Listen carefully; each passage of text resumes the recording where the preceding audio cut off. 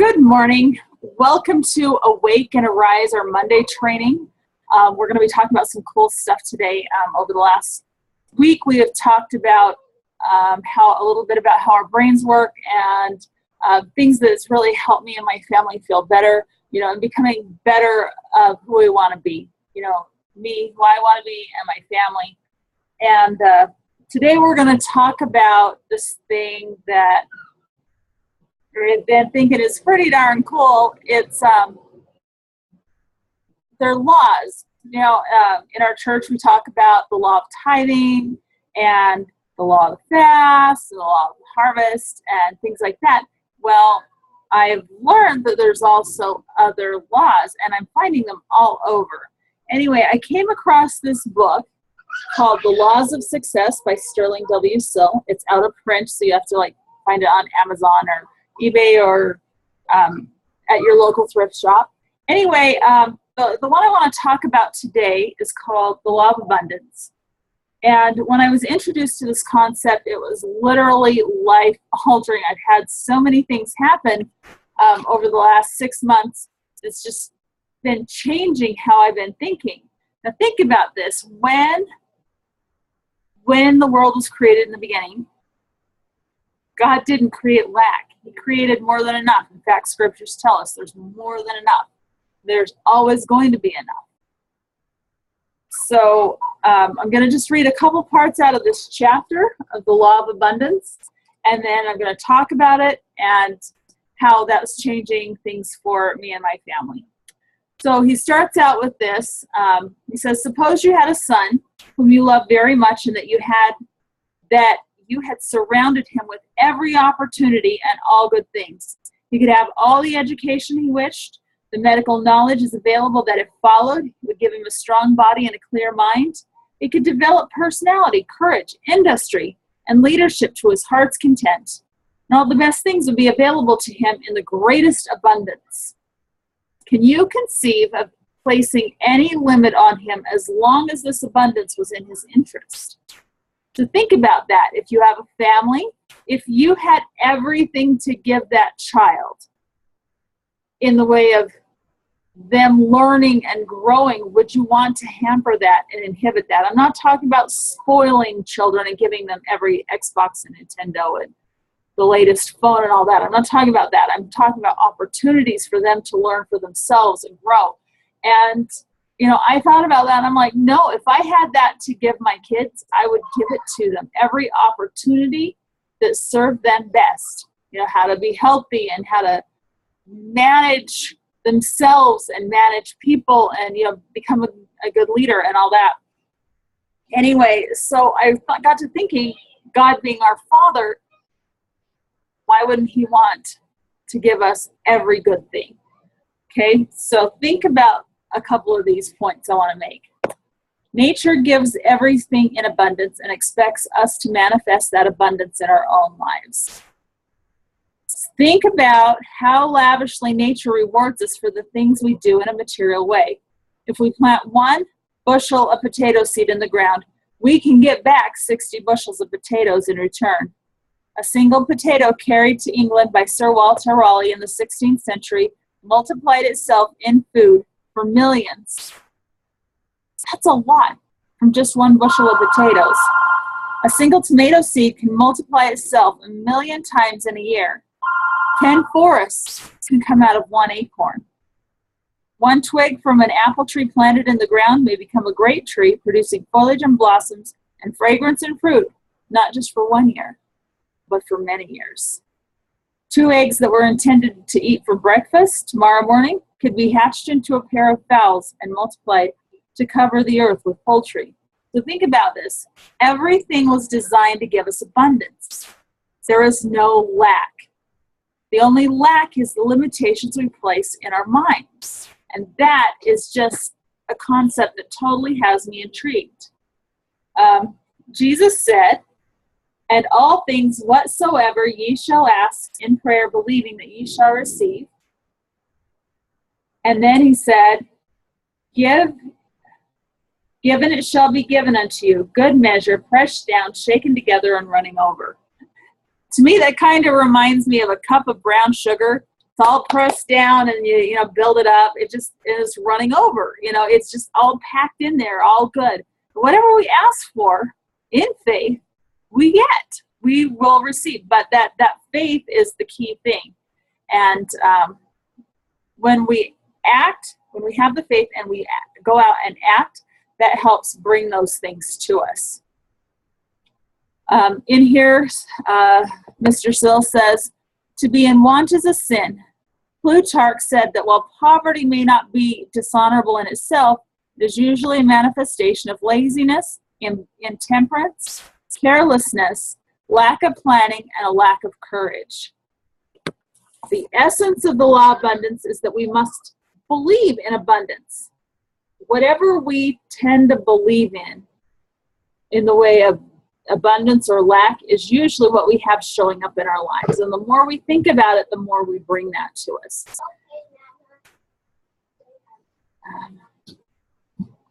The important thing to believe is to take the first step.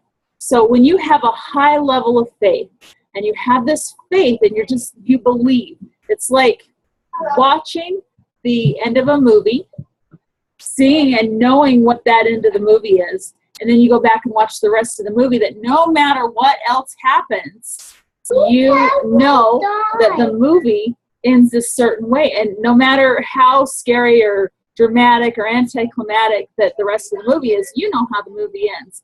So you believe and you have this faith that this thing is going to work out the way you desire it to work out. And you manifest the faith that no matter what happens in the process, in the meantime, this is the end. This is the desired outcome. And as we start to work towards that, there are forces in the world and the universe and in the ways that God set things up that it makes it so that those things start coming to us. But we have to believe and we have to take that step. We have to take that first step and the second step.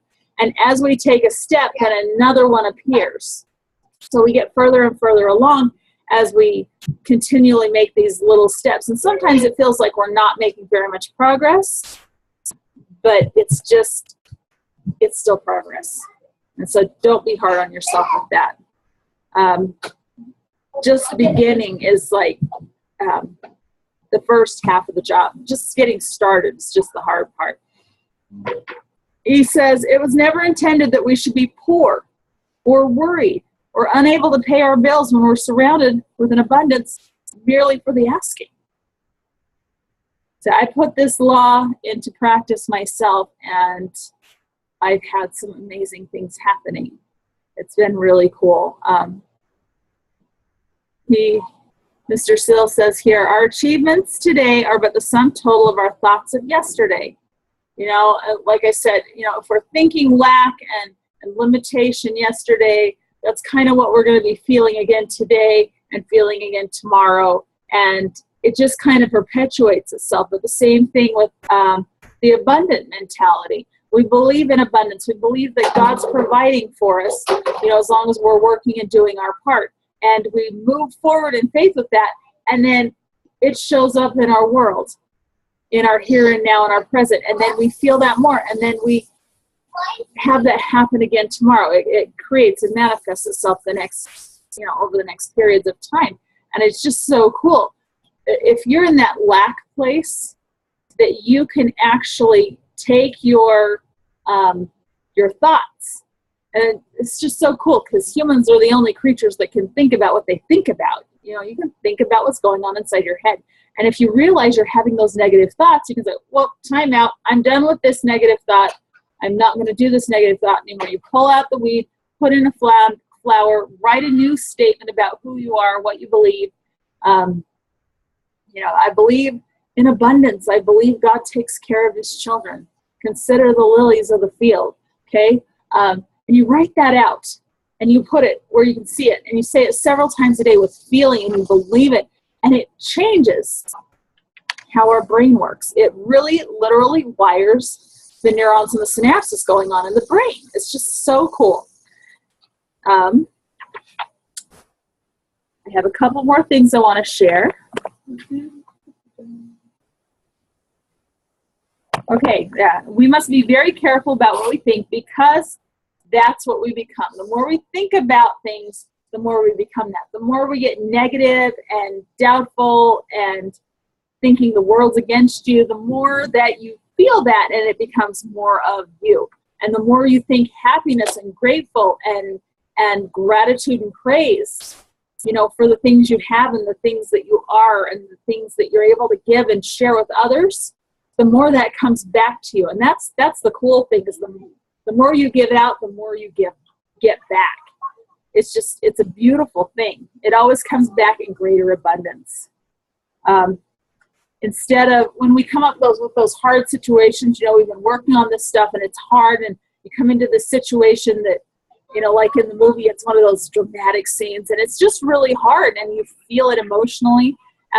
If you decide to fight and not run away from the thing, and I'm not talking about fighting with your family or your neighbors or coworkers, I'm just talking about fight those negative thoughts and say, I choose to not think this negative thought anymore. I'm putting a good thought in here. We fight against that and we move on. We move past it and we let it go. Thoughts are energy. And thoughts are magnets that attract to us the various things we think.